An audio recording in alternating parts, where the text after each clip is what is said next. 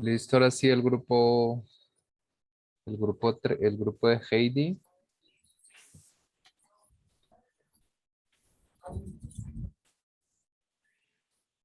¿Qué Profe, es? no me deja compartir.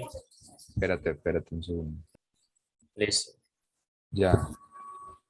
Entonces, ¿quiénes son? Heidi, apellido de Heidi. Herrera Elsa. Ay, admitir. Entonces, el capítulo 2. Sí,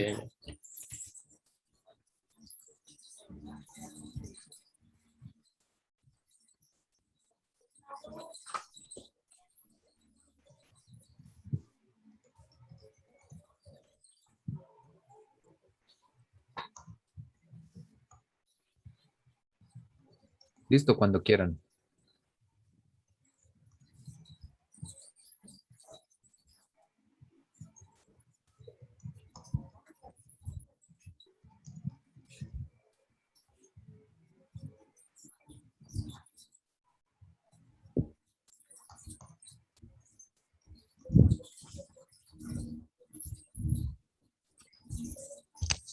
¿Ya? ¿Qué pasa? No,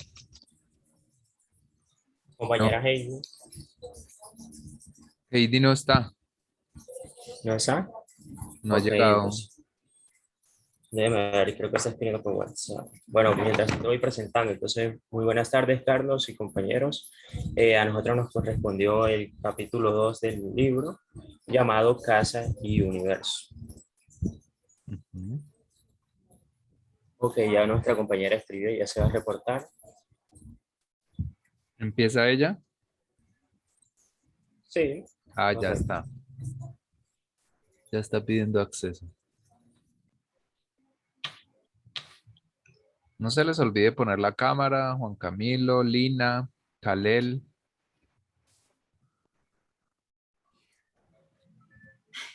Kalel.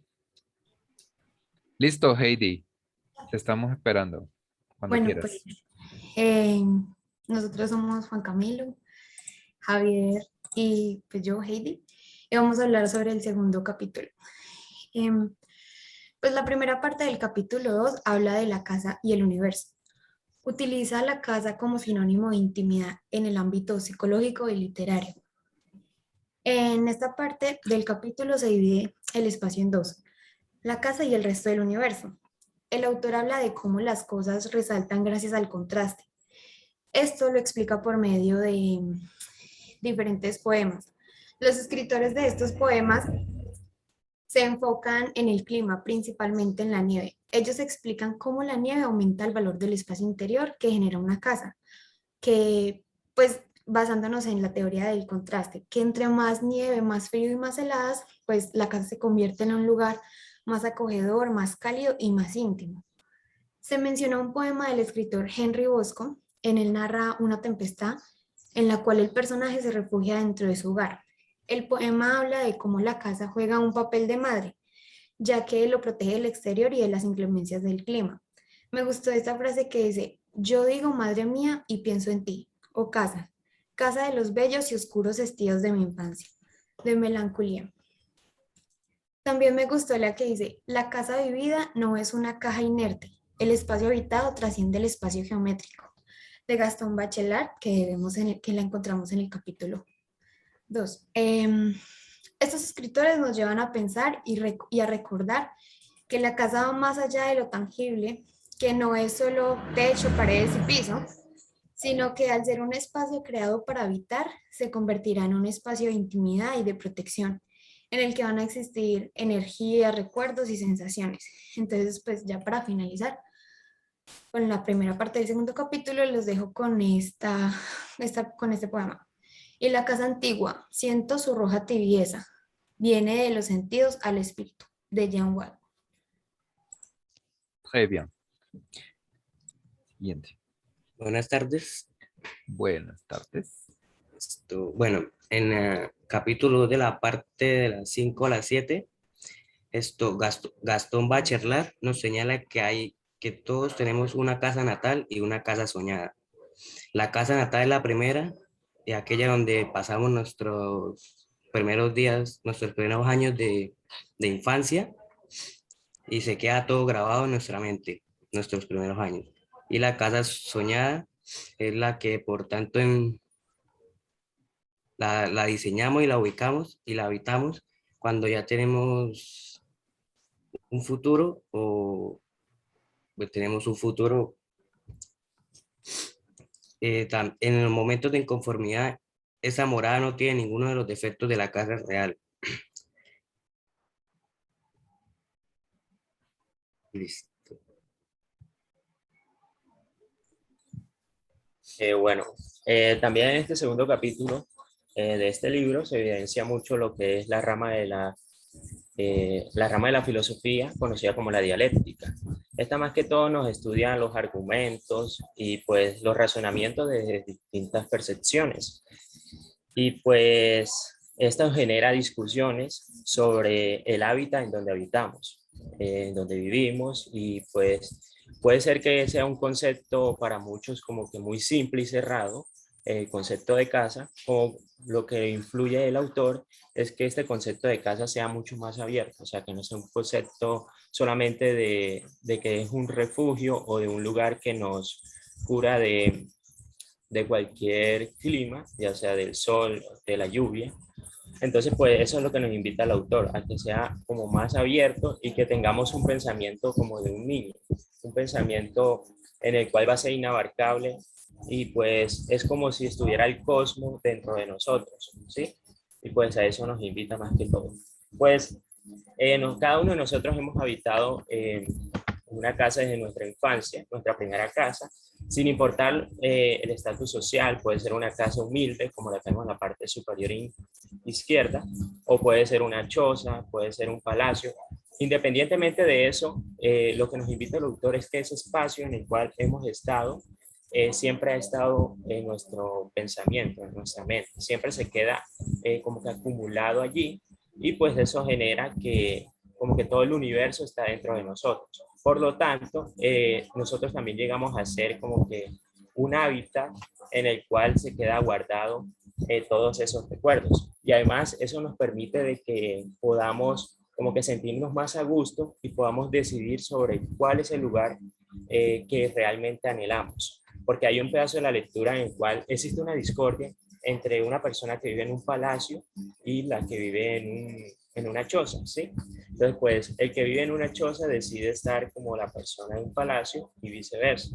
Esto sucede porque a veces somos muy cerrados de pensamiento y pensamos que nos fijamos solamente en el lugar físico. Entonces, pues, lo que nos invita el autor es que dejemos eso a un lado y miremos nuestro pensamiento para tenerlo aún más ilimitado y podamos decidir sobre un lugar en el cual nos estamos conformes. Gracias. Muy bien, muchas gracias. Siguiente grupo, que es unipersonal, del señor Uribe.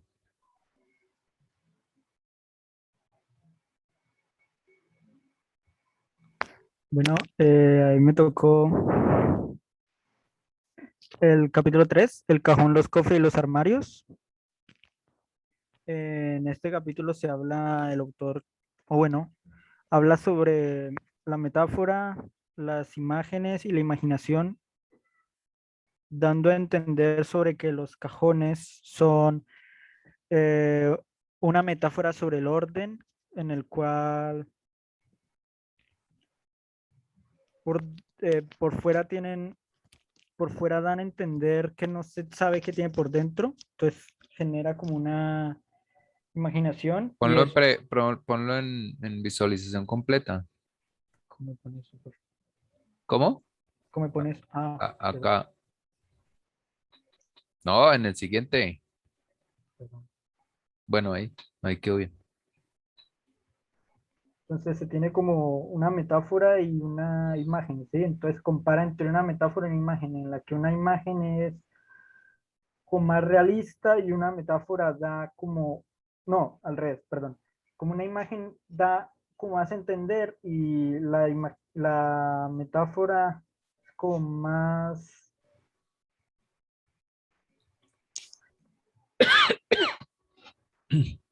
bueno, que no se sabe muy bien qué lleva por dentro un cajón, ¿sí? Da como razón a la imaginación y a crearse diferentes mundos al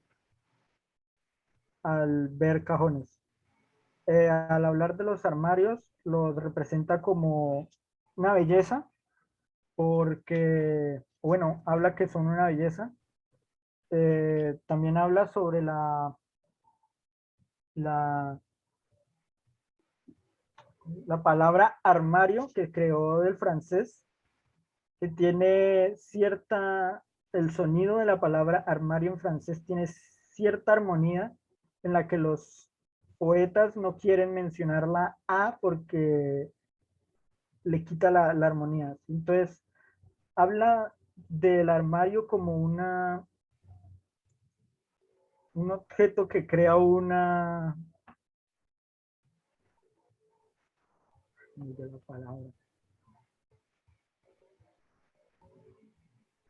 que crea cierta ilusión porque no se sabe qué hay por dentro. Por ejemplo, da el ejemplo de que una persona tenía un armario de un montón de cajones en el cual los cajones estaban vacíos. Entonces él, antes de abrirlos, se imaginaba qué podía encontrar dentro de ciertos cajones, ¿sí? Y entonces al abrirlos se dio cuenta que la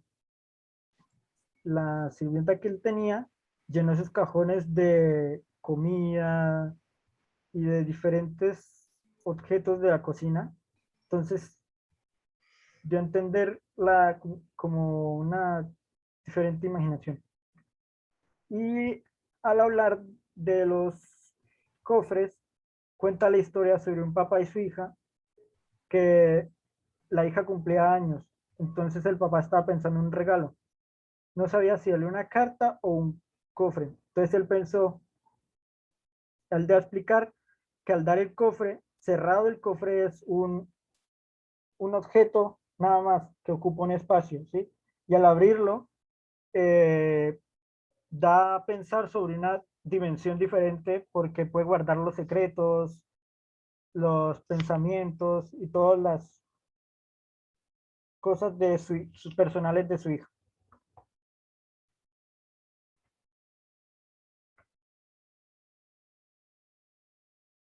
Se te olvidaron muchas cosas. Tendrías que haber anotado más, poner más frases para acordarte cuando hablabas. Pero bueno, gracias, Daniel Felipe. Ahora el 4, Sofía Mantilla. Ya comparto.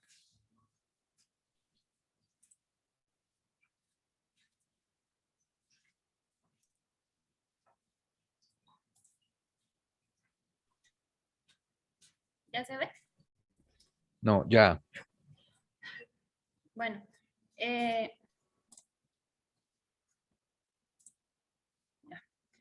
a mí me tocó el capítulo 4, el nido. Ujú. ¿Sí se ve la presentación? Todavía no. Se estaba viendo, pero se perdió.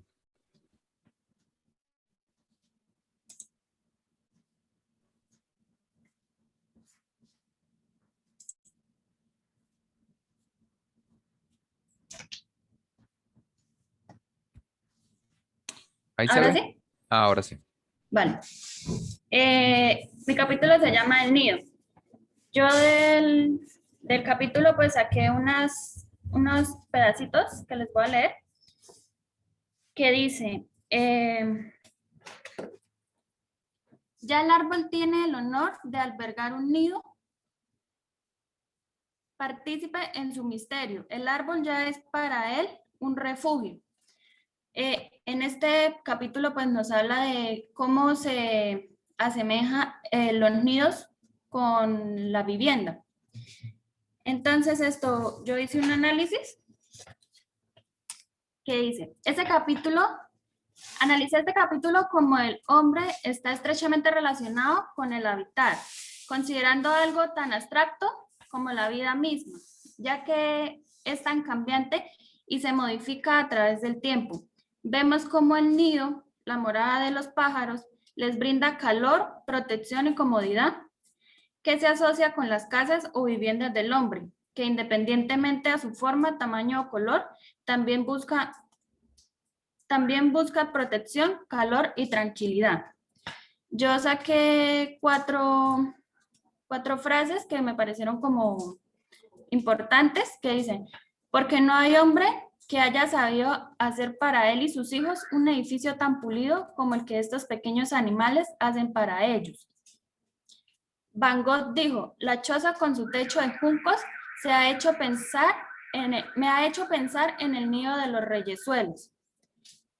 El nido, como toda imagen de reposo o tranquilidad, se asocia inmediatamente a la casa sencilla. Y los hombres saben hacer de todo menos nidos de pájaros. Esa frase pues me llamó la atención porque vemos cómo estos pequeños pájaros buscan ramas, chamizos y todo eso para poder hacer sus nidos para albergar los huevitos que pues van a crear a sus pajaritos, ¿sí? Entonces, pues eso es lo que asocia este capítulo. Ok, vale.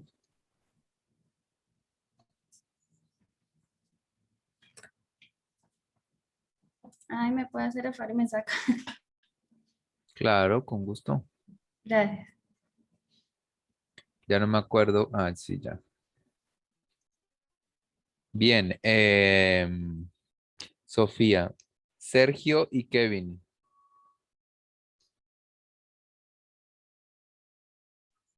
Profe, Gómez. bueno, que Kevin no está en Bueno, la reunión. explica tú Estoy entonces lo llamando. tuyo. Sí, bueno, pues yo hice algo sencillo, algo práctico, le voy a compartir.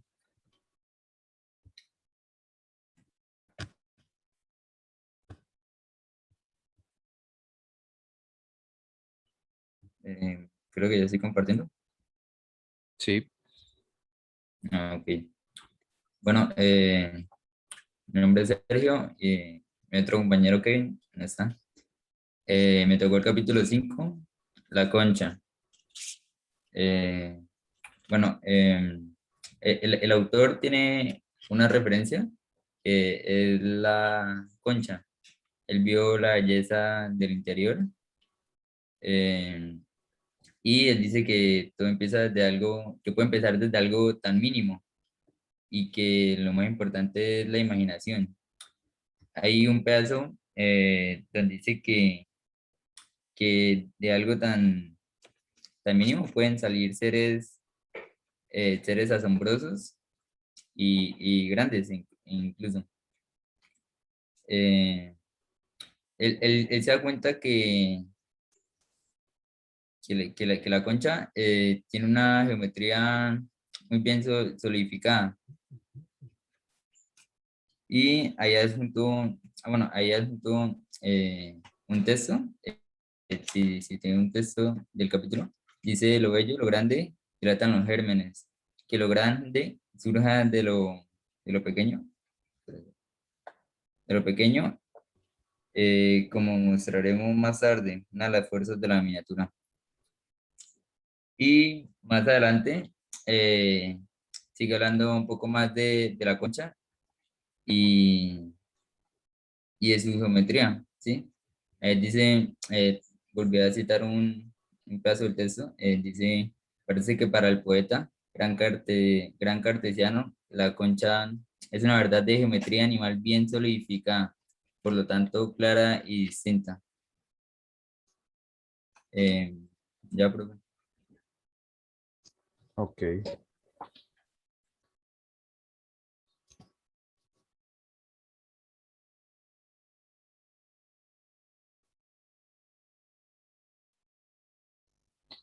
Bueno, ¿quién sigue? Make.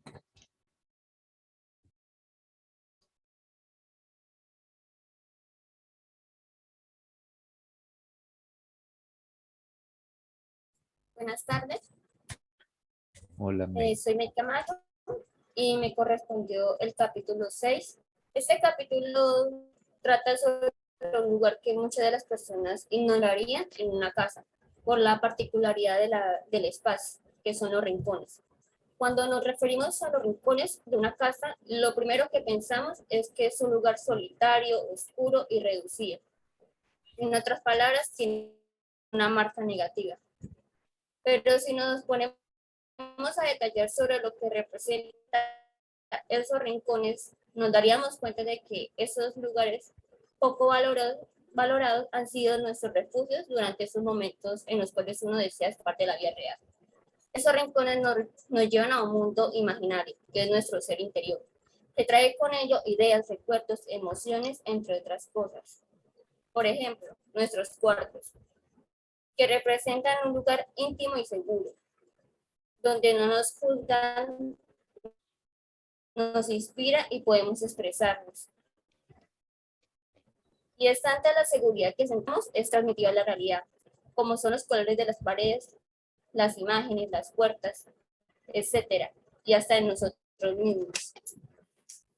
Entonces, si lo pensamos bien, realmente los rincones de nuestra casa son los que nos representan. Son los espacios más sinceros de una casa y los más difíciles de construir. Y no hay un lugar fijo para que se convierta en un rincón, ni hay un rincón compuesta de una sola persona. Los rincones se pueden ver en maneras familiares, sociales, artísticas. Como dice la frase, yo soy el espacio donde estoy. Dando como conclusión, un rincón bien o mal visualizado se puede proyectar en el lugar más significativo. ¿Listo? Bueno, muchas gracias. Eh, el capítulo 7, Jesús David Sanabria.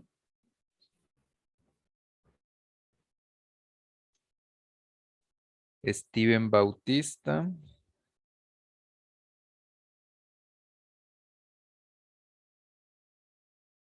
Y Juan Camilo, ¿qué? Romero, ¿verdad? Sí, señor. Listo. Adelante.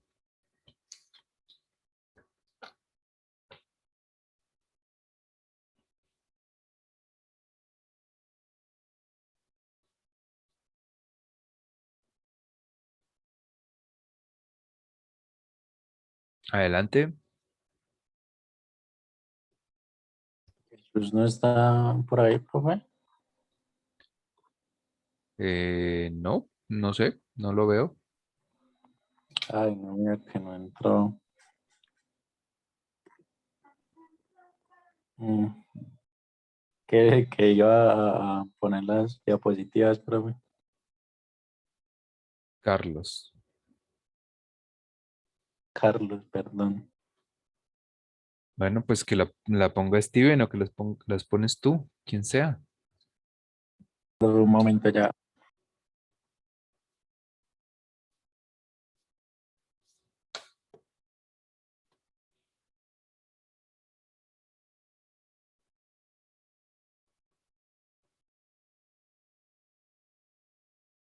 Profe, es que yo estoy en celular, ¿sí puede compartir? ¿Y Steven no puede compartir? No, No, señor. Pues también sería por celular. Estoy tratando de ya, compartir por el celular. ya estoy compartiendo, profe. Chicas, Sí, ya se ve. sí. Ah, ok, entonces, un momento ya, volteo esto. A ver. Ahí. Sí, sí, sí. Sí. Listo. Ahí, pero ya acá, creo que acá es para presentar. Ya.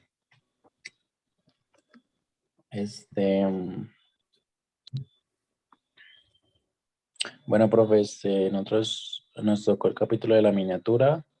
Esta parte creo que le tocaba a Jesús, ¿cierto? Sí. Entonces vamos Al a menos pasar a lee eso, al menos lee lo que escribe ahí. listo, profe, qué pena. Carlos, Bueno, Carlos, es que yo a todos les digo profe. por eso, no me gusta que me diga como a todos. Dime Carlos y ya. Bueno, Carlos, acá Jesús puso unas cositas, dice, al usar la imaginación, las cosas no tienen fallos, errores ni falsedades, pero al concentrarnos en lo que estamos viendo, podemos fijarnos en los errores y problemas que tienen. Por acá dice, lo grande está contenido, lo pequeño. Podemos encontrar miles de pequeños grandes mundos en nuestro alrededor, como por ejemplo en un bosque donde puedes encontrar miles de insectos que viven en una gran sociedad. Y acá dice, todo lo que creemos que es diminuto, en realidad se encuentran grandes cosas, grandes universos creados dentro de ellos. La miniatura es uno de los albergues de la grandeza. Bueno, el capítulo en sí nos habla sobre las cosas diminutas o cosas que a simple ojo no vemos o no ponemos atención. Y con estas podemos ver o crear grandes universos en cosas tan pequeñas. Digamos, por ejemplo, el tema de el mundo de las hormigas. ¿Quién no se ha imaginado cómo viven las hormigas dentro de esos hormigueros, digo, hormigueros, cómo vive la reina con sus súbditos o sus guardias? Ese tipo de cosas. Eso está también muy ligado a la imaginación. Y ese tipo de historias las podemos ver en cuentos de hadas o cuentos infantiles. Pero no simplemente la imaginación está, también está la observación que hacemos para ver los pequeños detalles que pasan por desapercibidos. Y con estos pequeños detalles hay un universo que tiene vida y que se mueve por sí solo. Tenemos, por ejemplo, el mundo de los insectos, que siempre están al lado de nosotros y nunca les ponemos atención. Pero las cosas diminutas no solo encajan en la miniatura, también está nuestra propia perspectiva. Por ejemplo, cuando vemos el horizonte que se vuelve cada vez más pequeño, o nuestra propia existencia en un mundo tan gigante. Pero tampoco sé qué hay en la miniatura. La miniatura también está en otros sentidos. Puede estar también no simplemente en la vista, sino también en el olfato y en los sonidos. Por ejemplo, el libro nos da un ejemplo sobre los olfatos, bueno, sobre el olor. Digamos, por ejemplo, una fragancia que simula el olor de un gran bosque o el olor de un clima de verano. Y en los sonidos es escuchar pequeñas cosas que pasamos aunque no escuchamos conseguidos, por ejemplo, la lluvia golpeando con el suelo, o el voleteo de una mariposa, o el sonido de las hojas golpeadas por el viento. Y acá me gustaría con una frase que más me gustó sobre el libro fue esta. Así lo minúsculo, puerta estrecha, si las hay, abre el mundo. El detalle de una cosa puede ser el signo de un mundo nuevo, de un mundo que, como todos los mundos, contiene los atributos de la grandeza. La miniatura es uno de los albergues de la grandeza.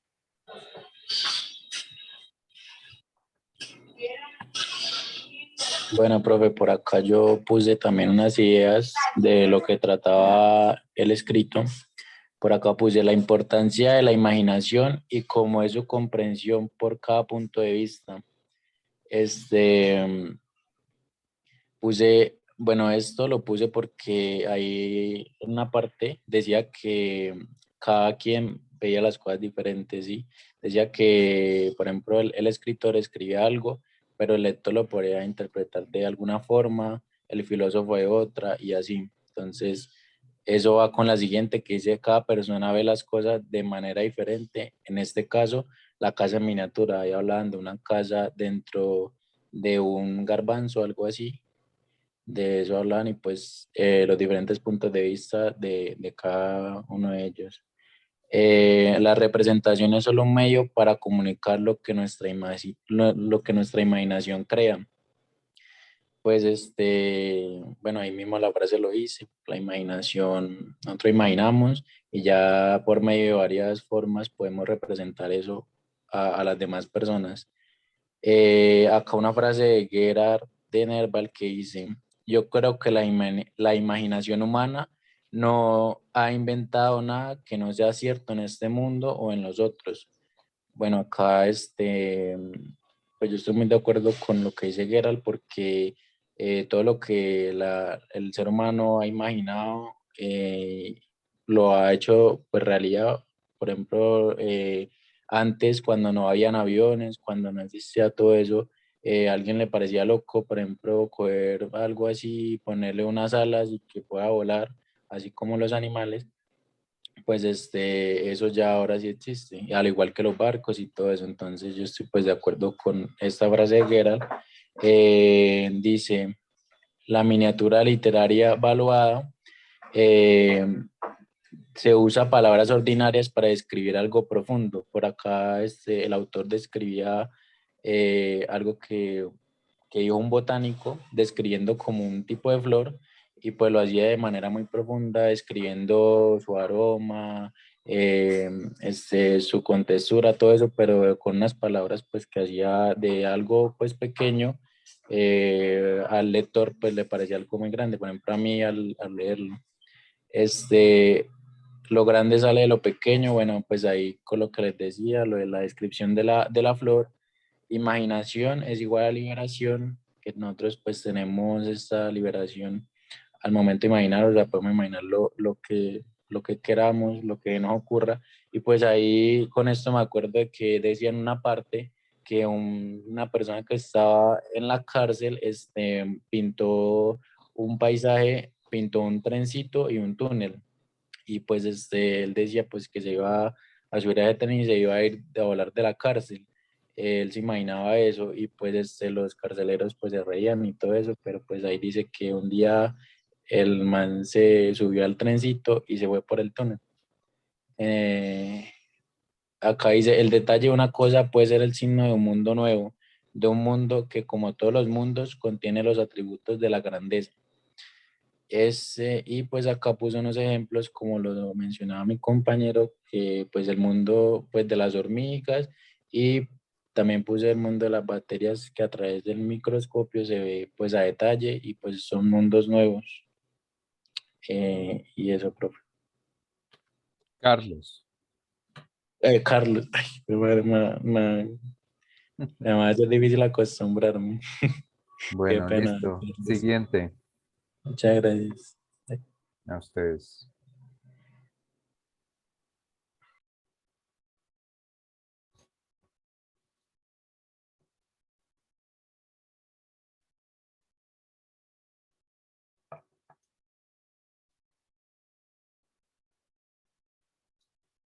Cuando quieran.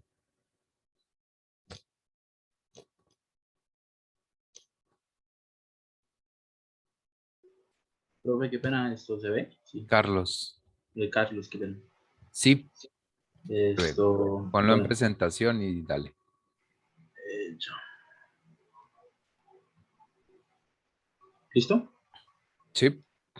Bueno, mi capítulo correspondiente fue pues, el capítulo 4, la identidad íntima. Pues en este capítulo yo creo que lo voy a hacer un poquito diferente pues como lo han hecho mis compañeros. Yo voy a ¿Capítulo qué? el 8. Ah, dijiste 4. Dale. Capítulo 8, la identidad íntima. Esto, pues lo voy a hacer un poco diferente. Al principio voy a, pues, a darles, como por hacerles un resumen de lo que yo entendí en cuanto a las posturas filosóficas que ofrece.